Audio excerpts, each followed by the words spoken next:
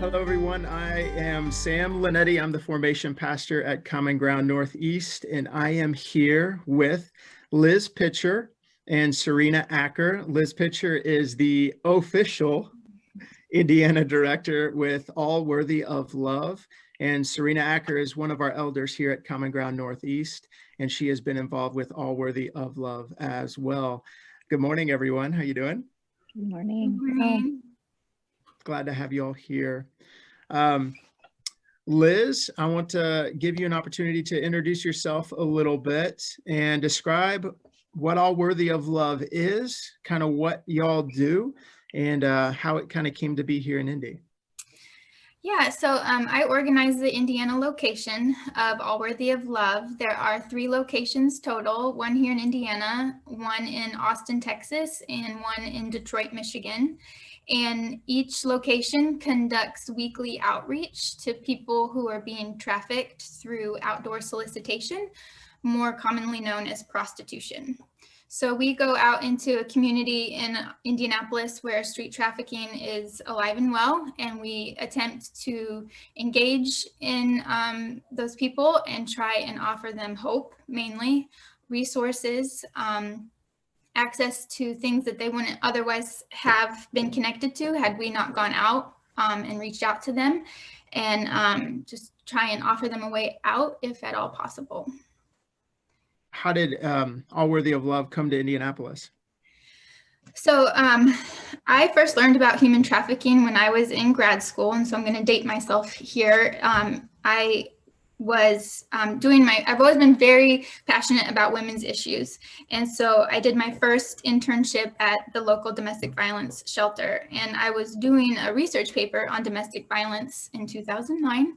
And I ran across an article on what they called domestic human trafficking. And I naively printed it off thinking I would be able to use it for my research paper.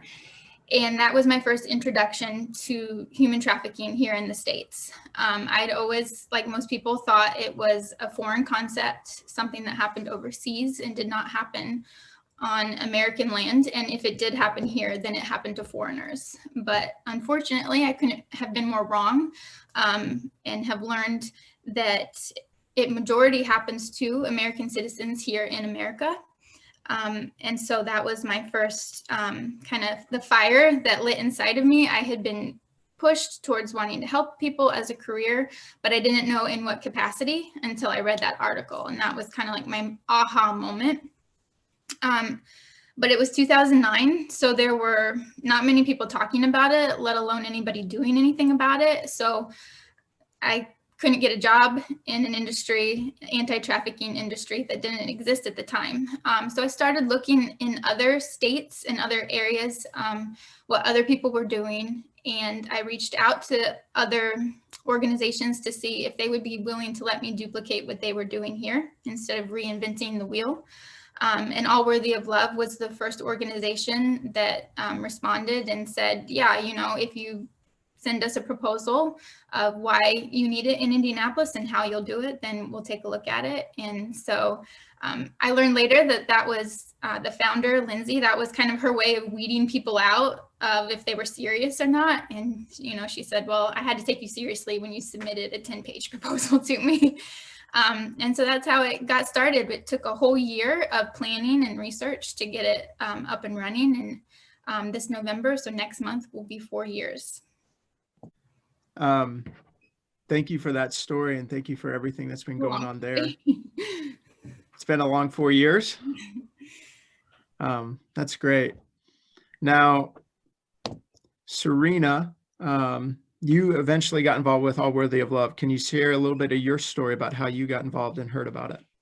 Yeah, so I had gone on a mission trip to Toronto many years ago, and it was the first time that I was really exposed to human trafficking, and specifically prostitution. And it just broke my heart. And I came back to Indy, and it just became this burning passion in my heart of, I can't let this go. And if it's there, I'm sure it's here. And started doing research. Okay, where is it here, and what can I do? And so found lots of ministries that do a lot of amazing things, you know, and talked to people who purchase. They do a lot of prevention and education. Found people and ministries that do aftercare. But at that point, I did not find anybody who was doing the street outreach. And that specifically was where my passion was. And really, I think that stems from me just realizing that could be me on the other side of the car window. And being a very vulnerable teen, I totally could have seen myself falling for that. And so asking myself, if I was there standing on the street being forced into this, who would come and help me? And that is really what prompted me to even do anything. And so it was really through talking to these other existing ministries and saying, here's my heart. And one of them finally said, I think I heard about a ministry recently starting and doing this. And so I think I've been part of it for about 3.5 of the 4 years. And it's been heartbreaking, enlightening, and challenging in a beautiful, beautiful way. Thank you for sharing that. What has Common Ground's connection been other than with you, Serena? How have been ways that either Common Ground or other churches or organizations have been able to support and help All Worthy of Love? All Worthy of Love would not exist without the support of churches. My first donation came from United Methodist Women's Group. And women really, I think, going back to what Serena just said, women really champion this outreach because I think most of us can see ourselves on the other side of that window. And so we get a ton of support from women's groups within churches, and men too. But almost all of our donations of hygiene items have come from churches. That's why my garage is bursting at the seams with hygiene items, is because of all the churches that have gotten behind us and supported this mission. There are so many churches that I've made connections with that reach out to me. I will randomly get, an Amazon package. Just the other day, I opened an Amazon package, and it was a set of 30 umbrellas, to hand out. And those are the best, no note, have no idea who it came from.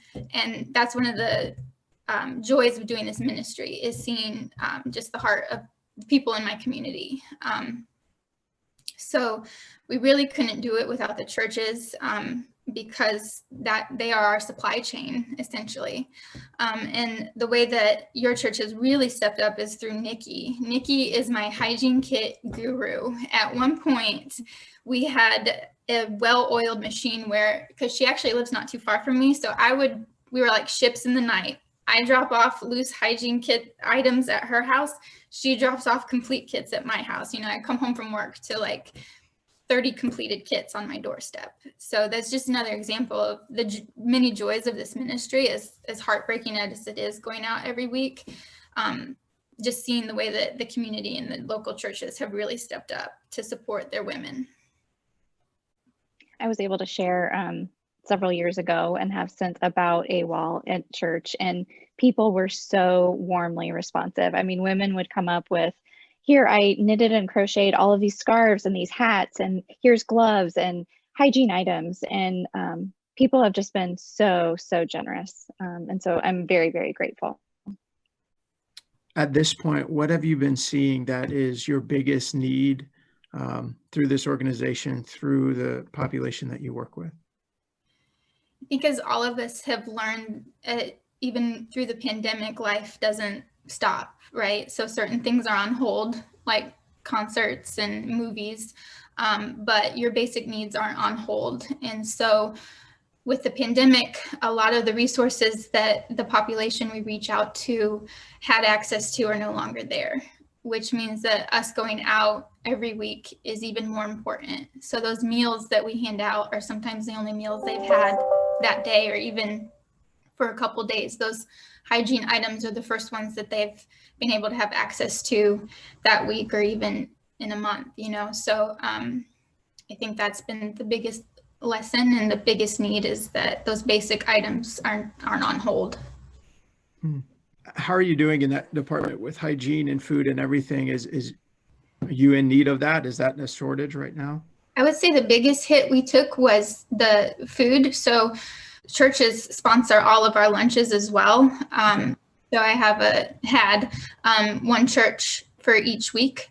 and had a schedule. And when COVID hit, a lot of the groups couldn't get together to make the lunches. And so all of that came to a screeching halt. And so we are doing 100% of the lunches ourselves now. So that has been the biggest disruption, I would say, to how we are operating. What do those lunches look like? There's a really meaty sandwich. So I say our whole spiel is, if you were to meet Jesus on the street, you wouldn't give him a Snackables PB&J, right? Like you would give him the meatiest sandwich with tomatoes and lettuce and mustard and mayonnaise. And so we want like a really hearty sandwich that's going to fill you up and taste really good, like your mama made it. Then a fruit, yogurt, granola bars, lots of nutritious stuff that's going to make you feel full as long as possible. And I get it, like it's not safe. It was a big fellowship time for churches to get together and make these lunches for us.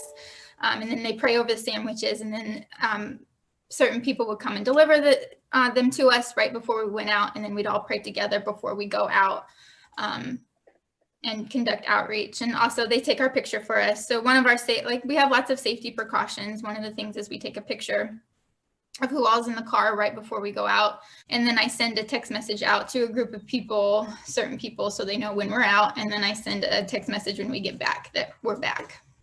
When COVID hit, we did do, because everything was unknown. So we were on pause for a month and we didn't go out for a whole month.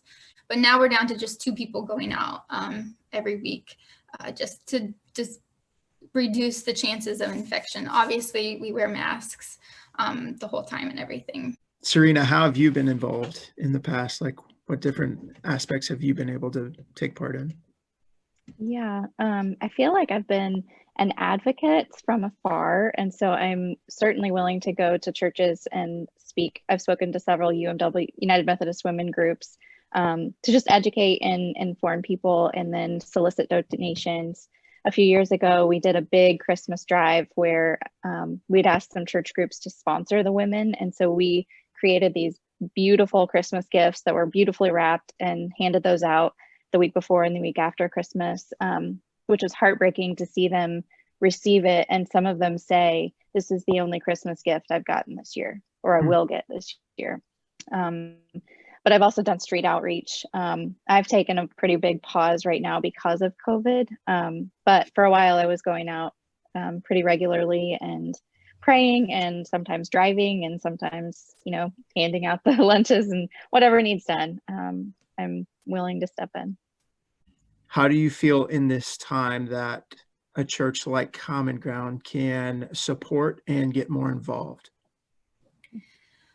For me, I think that the biggest thing that's needed is knowledge and education.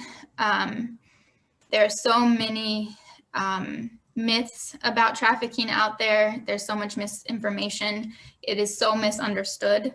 And for me, your church sponsoring, a learning opportunity for people, because the more you educate, the more people you educate, then the more people they can educate.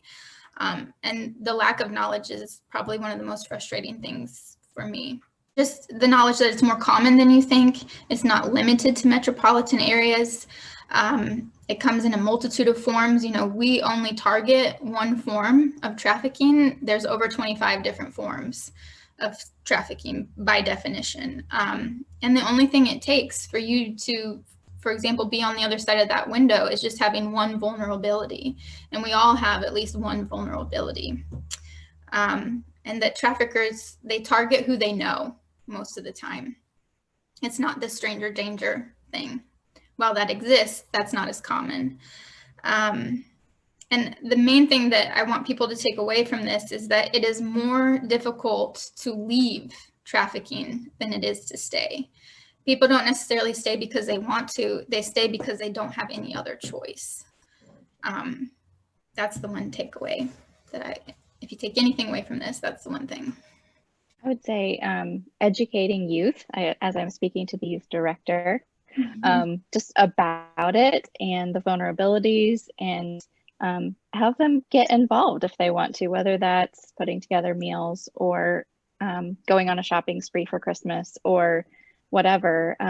It's pretty simple. I mean, if you pick up a thing of bottled water when you're at the grocery store, that's super helpful. Or in the summer, we will hand out flip-flops, or in the winter, we need coats and hats and gloves. And so even we will take gently used stuff. It doesn't have to be brand new. So just being aware and open to how the Spirit may be moving for you to get involved.